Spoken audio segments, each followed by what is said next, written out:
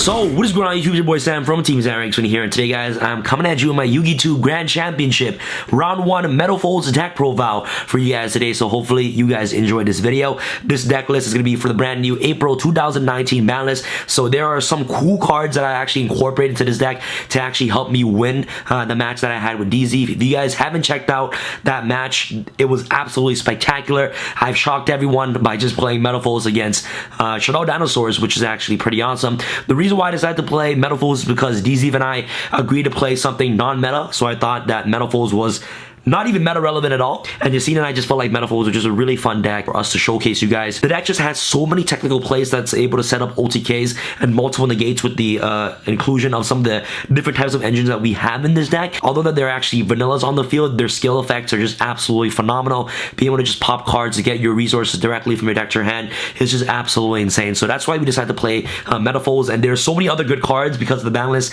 in this deck that I'm going to showcase you guys. So I cannot wait till you guys see this deck profile.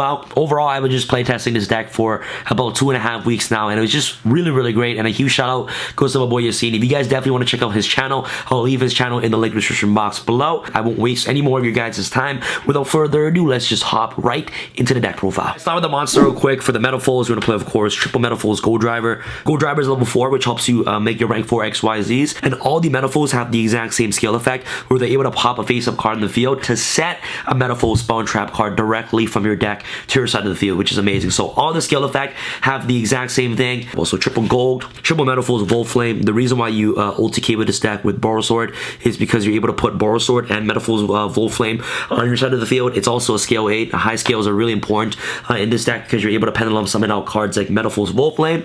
Also at the same time, being able to just overlay, double Metalfoes Volt Flame for cards like Absolute Dragon to make into your Vortex is also pretty cool as well, right? So triple Volt Flame, very standard. Triple Metalfoes Stealing. You maximize yourself on all the Metalfoes that you're playing in the deck. Next, we're going to play, of course, triple Metalfoes Silvered. You want to see Metalfoes in your hand as much as possible and also maximize yourself because you can just use Metalfoes combinations to its full potential, right? So, and the last two Metalfoes that I'm playing in the deck is double Rare Metalfoes Business Gear. Only 2 copies of Business Gear. This is the only Metalfoes I don't maximize. Cards on the field destroy battle by card effect. You can add 1 Metalfoes monster from your deck to your hand during the end phase of this turn. So basically, if you activate a Metalfoes monster and scale to pop a Rare Metalfoes Business Gear, you can activate its effect, trigger it, and then during the end phase, it has amazing Scarm ability to search a Metalfoes monster directly from your deck to your hand, right? So it's really good with cards like full Metalfoe fusions, really good with super polarization. It's just a really good card overall to just get access to another Metalfoe monster directly from your deck to your hand during the end phase. So you have a consistent follow-ups during the following turn, right? So double Rare Metalfoes Bismuth Gear. Non-Metalfoe monster in your deck, you want to maximize yourself on playing triple Rescue Rabbit. Oh my goodness, guys. This card is so good. Aside from Dino Rabbits, Rescue Rabbit is just so good at Metalfoes. This card's a 1-card Electromite, which is really powerful. Summon Rescue Rabbit, link it off to Electrum. Your monster that you summon off Rescue Rabbit will be added to the extra deck. So you literally just added 2 free monsters to the extra deck for absolutely free, right? Chill Rabbit, really mandatory. Rescue Hamster, this card is so good as well. Its monster effect and its skill effect is absolutely ridiculous. So if you guys are not familiar with Rescue Hamster's ability, is that you can banish this card from your Pendulum Zone, add 2 face-up Pendulum monsters with the same name from your extra deck to your hand. You can only use this effect of Rescue Hamster once per duel. Metalfoes need resources in your hand. You want to try to get as many Metalfoes monsters in your hand and also in your extra deck as much as possible, and the way that you actually do that is off cards like Rescue Rabbit by just tutoring out 2 Metalfoes monster and putting them in your extra deck. And also another way is using Rescue Hamster effect to basically just target 2 of the same Metalfoes name and just add it directly from your extra deck to your hand by just activating this card's scale ability. More scales in hand, you're actually able to utilize fusion more consistently, making plays with double Mithrilium. So many wonderful plays that you can just actually do by just having multiple Metalfoe monsters and also scales in your hand. And its monster effect is beautiful. During the turn this card was normal summon, if you have a face level 5 or lower Pendulum monster card in your extra deck, you can tribute this card, choose 1 face up level 5 or lower Pendulum monster card in your extra deck, and special summon 2 monsters from your deck with with the same name as that card, but their effects are negated. So it has a very similar effect as Rescue Rabbit, being just two monsters directly from the deck to get access to your link plays. Just insane. And the really wonderful thing about Rescue Hamster is that it's searchable off Electrum, so if you ever need to see Rescue Hamster, you can always dump it to the extra deck using Electrum's effect, and at the same time you can use both effects in the exact same turn. So double Hamster is just so good in this deck. Off to the Zephyr engine, obviously the Zephrath, really good card to dump your Zephyranu. Ritual Beast Tamer, Zephyr Wendy recycles your Zephyr monster from your extra deck to your hand, which is really great. The last Zephyr monster you're playing in the deck is the Zephyranu, Secrets of the Yangzing, the one Oracle of the Zephyr, of course, the Zephyr Providence, and the last Zephyr card I'm playing in the deck is obviously the Zephyr Divine Strike. Alright, it's just like an extra free negate, which is really good. This engine is not mandatory, but going first, you're able to set up, you know, 3-4 negates with this engine. So yeah, that's pretty much it for the Zephyr engine that you're playing in the deck. Off to the Draco engine, you guys seen triple diagram. You play double Terraforming, double Disciples, and last but not least, double True Draco's Heritage.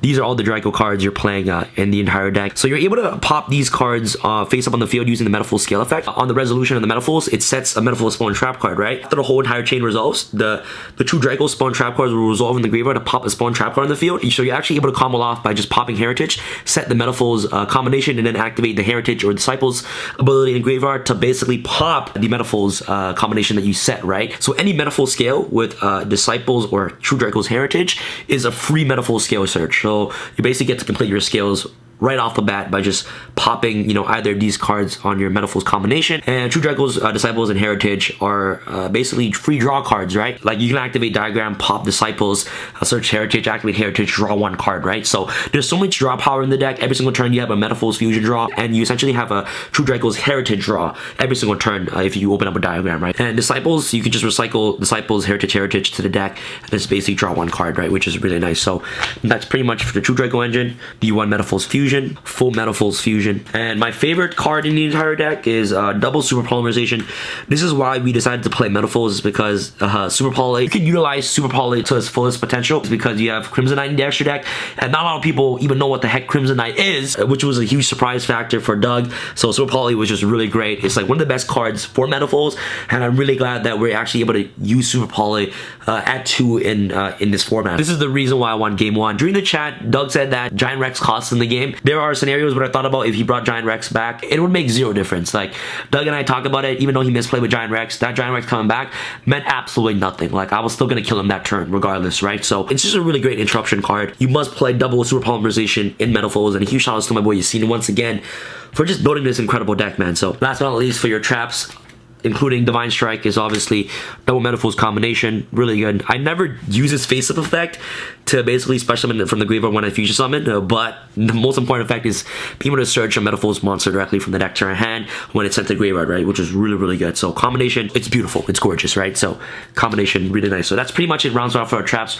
Playing 3 traps. Before we get started with the extra deck, if you guys want to help support the channel, make sure you guys get this beautiful LOLI playmat today. I know a lot of you guys are a fan of Witchcrafters. Link in the description box below, guys. I have more playmats coming up for 200,000 subscribers, so make sure you guys stay tuned for that, guys. All right, let's go off to the extra deck. Double Mithrilium, recycles 2 Metalfoes, bounce a card back from the field to the hand. You can bounce cards on your field too as well, so if you bounce your own scale, you can use your scale again.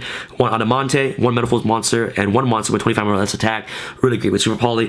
Metalfoes Crimson Knight, 1 Metalfoes monster, 2 monsters with 3,000 or less attack. So against DZ, Crimson Knight is broken. Aura Hulk, really good as well, because you can fuse with fusions face down still. So the play when I did to, you know, try to attempt battle phase, when Doug flipped this face down, I was able to fuse Aura Hulk and basically 2 of his monster into Crimson Knight, and then use Aura Hulk's effect to basically pop the Tyranno, which is really good. So Aura Hulk is just really broken. And last but not least, for Metalfoes Alkahest, the best card against your opponent during their turn, just like another free interruption, right? Which is really good. So that's pretty much it for all the Metalfoes fusion monster I'm playing the deck. Heavy Metalfoes Electromite, the only deck that you can justify yourself on playing Electromite. Obviously you can play with Pendulums, but playing with Metalfoes is just beautiful. It's like the most beautiful thing. So Electrum, Odd Eyes Vortex, and also Odd Eyes Absolute Dragon. Never made this at all. You can have the option to make it with double Volflame, after rank 4s, Tornado Dragon, and the 1 Abyss Dweller. So you guys seen game 1, I looked into my extra deck, and I actually did not not play Abyss Dweller. I played Carol Corrigan against Doug instead of Abyss Dweller. I was supposed to play Abyss Dweller, but I forgot to put it in the deck.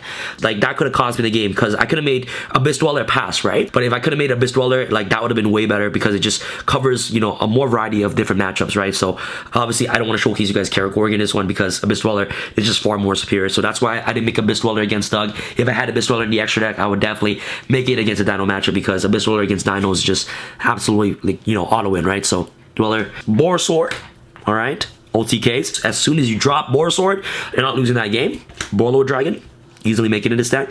Zephyr Metatron, and last but not least, Electrum 2.0, Doolittle Chimera, turn on off your extra deck. This card boosts up all your Metalfoe monsters by 500 attack, because they're all fire, which is really great. Off to your side deck, double Panky. Really good cards going second.